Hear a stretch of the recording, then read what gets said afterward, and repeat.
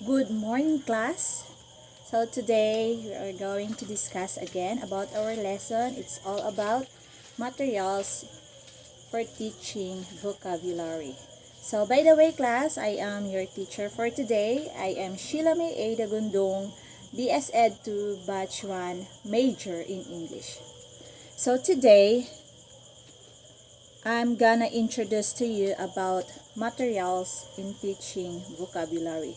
The purpose of vocabulary instruction is to introduce to the students on how works and to teach them arrange strategies for learning and remembering and incorporating unknown words into the vocabulary.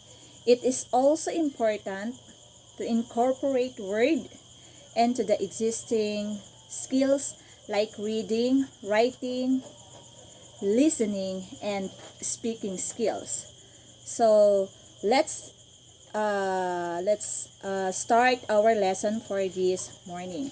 So this morning, vocabulary teaching has a goal.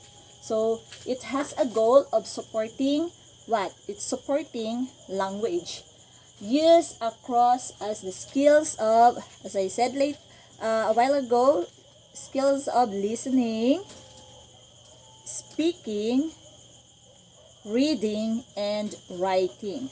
So that is the vocabulary. So it involves holistic. So material for teaching vocabulary, we have the three ideas that very important material development. The first one is let us plan approach to vocabulary development will be more effective in teaching. So number two, there are learning conditions that enhance the learning of vocabulary. So every now and then we are always using vocabulary. We are engaging in new words in order for us to make correct grammar or correct sentence. So it needs also, number three, it needs to occur in activities. So in this material teaching vocabulary, we have also a four strands: planning vocabulary learning. And the two next is condition for learning. The third one is designing input activities to encourage vocabulary learning. And the fourth one is designing output. It has also a output activities to help vocabulary learning. So this morning class, I just want to ask to you about what is vocabulary. Do you know what is vocabulary already? A while ago I discussed about vocabulary. So vocabulary, it has a teaching, it has a goal, supporting language as across the skills of, we have four. What was that? Skills of listening, speaking, writing, and reading. So we have four skills that we have in vocabulary. So I have prepared an material here, an activity here, so that we can understand more about what is vocabulary. So here I put a activity here. It all talks about vocabulary for blocks. So I have here, I have divided it into four. The first one is word. The second one is meaning. And the third one is sentence. And the last one is picture. So this all involves about the teaching, material teaching for in vocabulary. So the word, the meaning, the sentence, and the picture.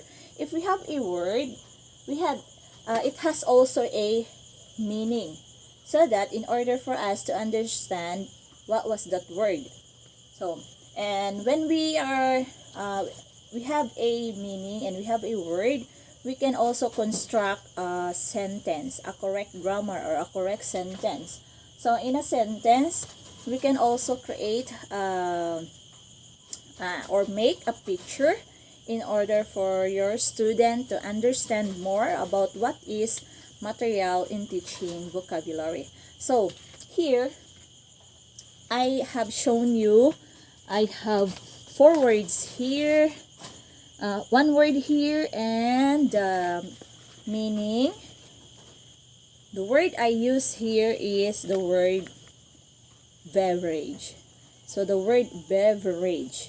So what is the meaning of beverage? Kindly look at your, if you have your dictionary class, you will find that on your dictionary, the word beverage. So I will put this word beverage here. So I will put here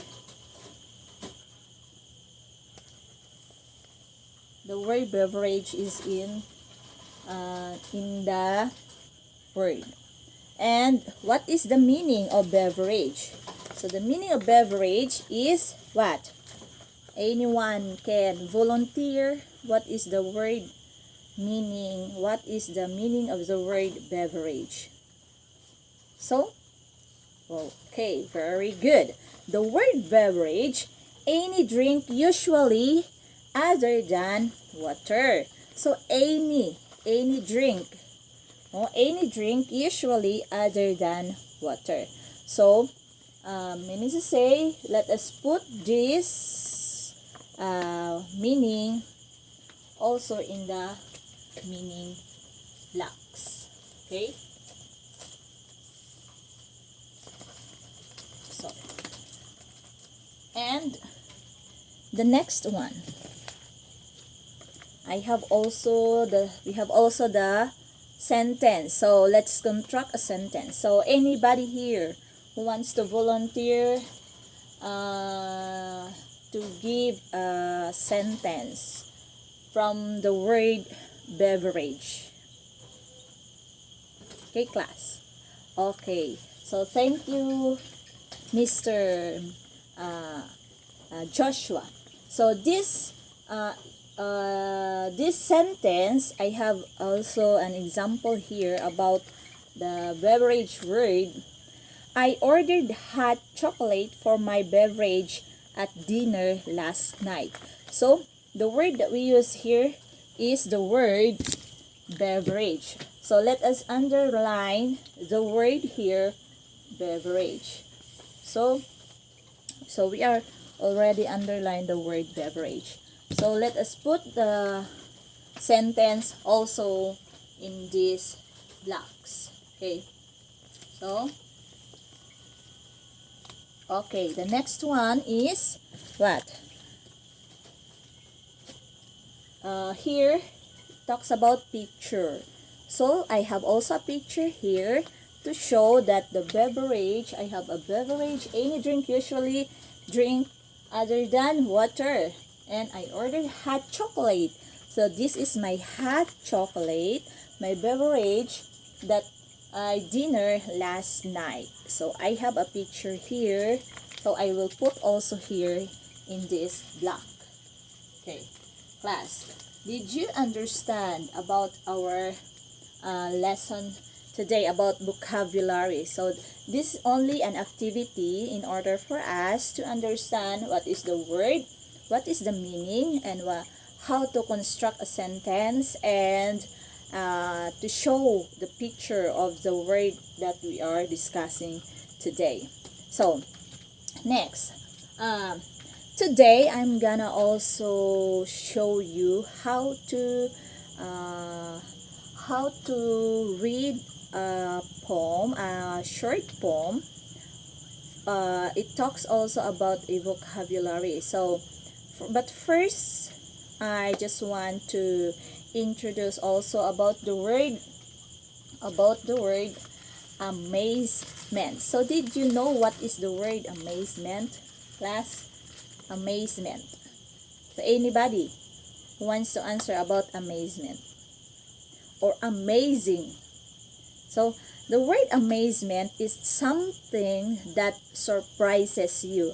So are you experiencing that you are surprised, very surprised, or you are so much excitement, or any feelings or any experience that makes you amazed? So again, amazement is something that surprises you. So I have here the word amazement. I highlighted here. I brought this word amazement in order for us to understand, and it will remain into our mind what was the word meaning amazement. So again, amazement, something that surprises you. And I have an example here about the word amazement. Okay, example. I'm in an amazement of how well all of you can understand. So since you're a student, you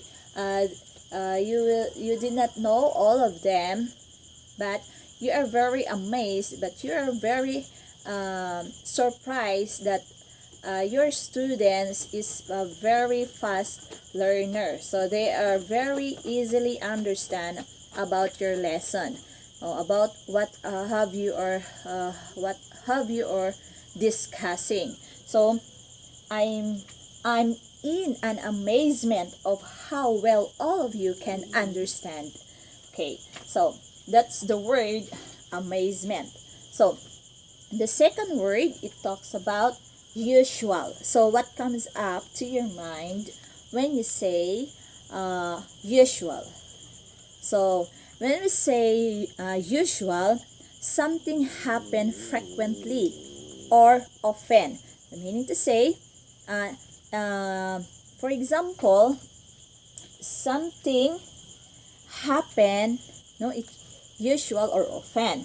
So for example, my neighbor, it usual for them, my neighbor eat dinner at 6 o'clock in the evening. So that is usual for them, that they eat their dinner night at 6 o'clock in the evening. So what the question here is, what usual for you? Anybody? What usual for you?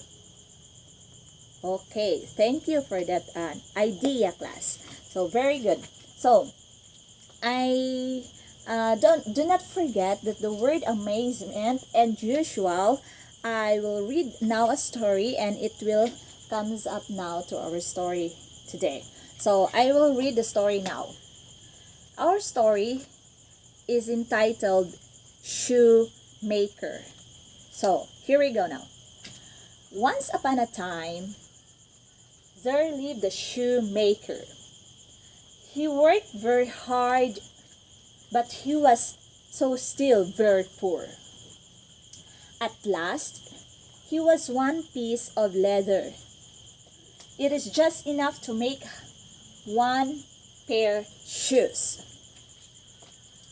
He cut the leather and put on the table. I will make these shoes in the morning, said to his wife. The shoemaker and his wife went to sleep and slept peacefully through the night. The shoes were already made. The shoemaker did not know what to think. They were finest that he never seen. So class, I have a question here. What is the author mean from this paragraph? What is the author mean when he write to his amazement? Because I have highlighted the word amazement here. I have highlighted. I wrote this broad so that you can notice the word that we use here, amazement. No, in the morning he went to his stable to his amazement. So what is the author mean when he write to his amazement? Anybody?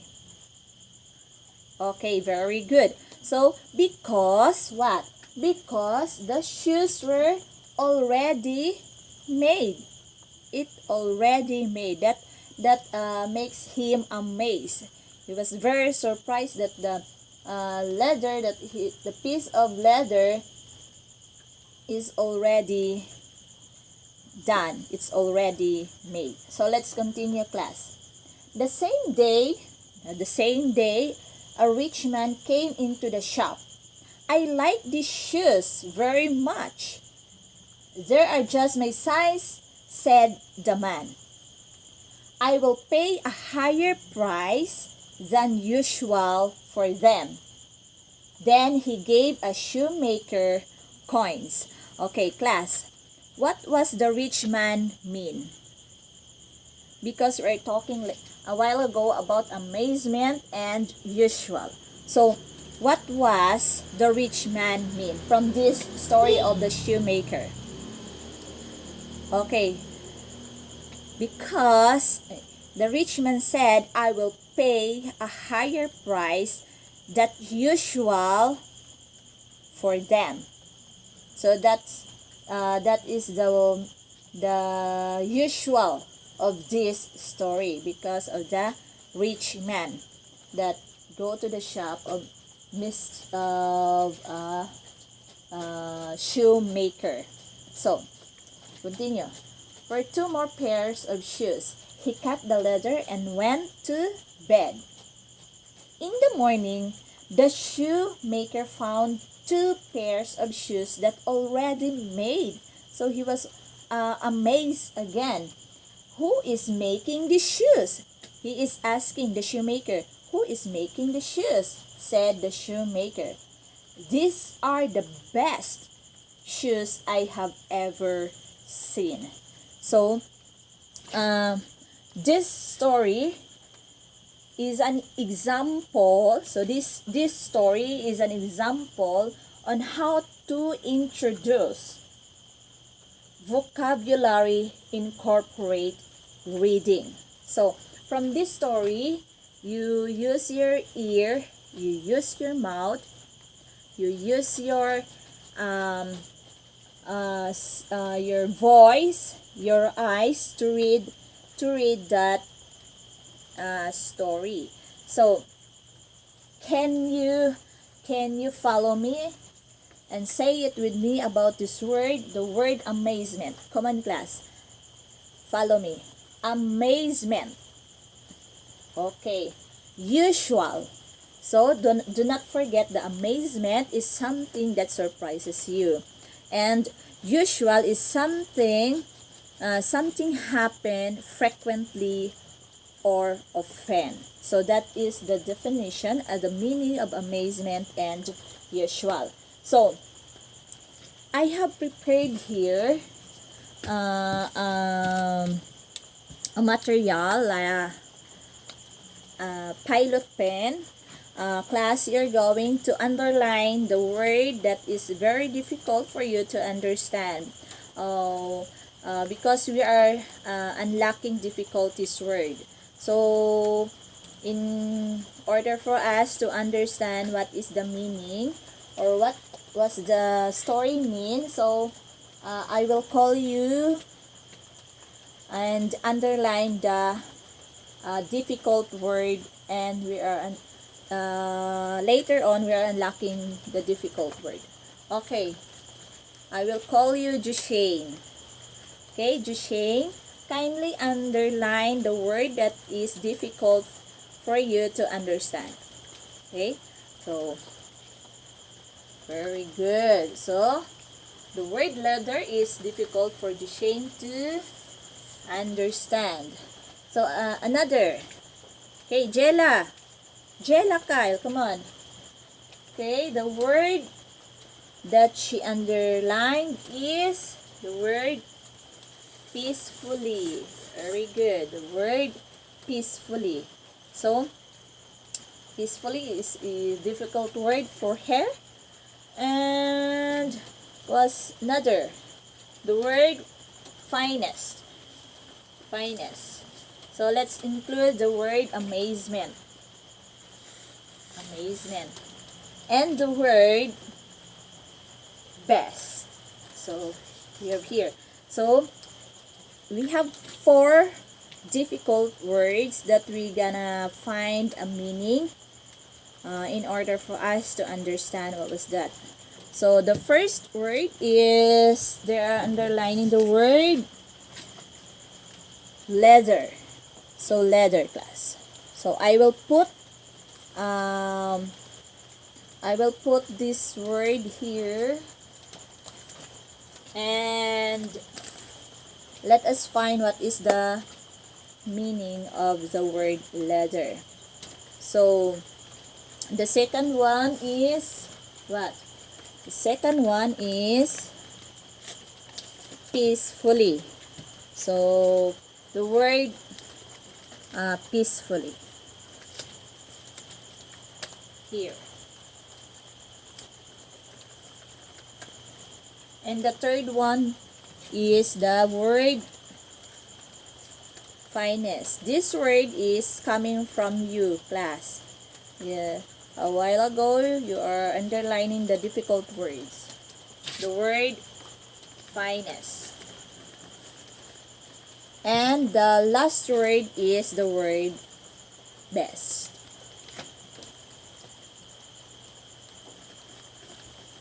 So those are the 4 words that is difficult to understand, and today we are unlocking the word. So we need to find a meaning from that word. So we're gonna find whether it is without disturbance, or else of high quality, or else skin of animal, and the last one is most excellent desirable type of quality. So who wants to volunteer? We are doing matching game now today. Matching game. So okay, from the boys, who wants to volunteer?